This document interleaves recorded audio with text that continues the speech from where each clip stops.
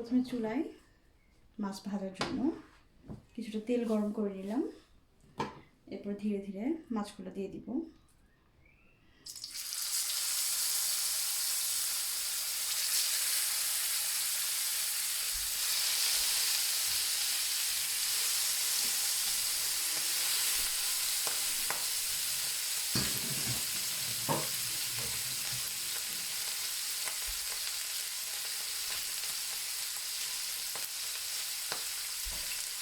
মাছগুলোকে আপনারা ইচ্ছে করলে হালকা ভাজতে পারেন, কিংবা যদি একটু বেশি শক্ত খেতে চান তাহলে একটু বেশি সময় ধরে মিডিয়াম আঁচে ভেজে নিতে পারেন।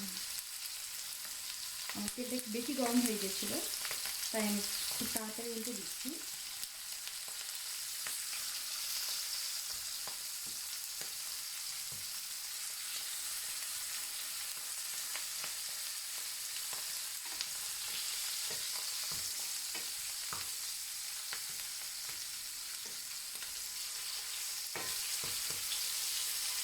আপনারা মাছ যদি একটা চামচ দিয়ে সাথে কষ্ট হয় তাহলে একটা ছোটো চামচ ইউজ করতে পারেন।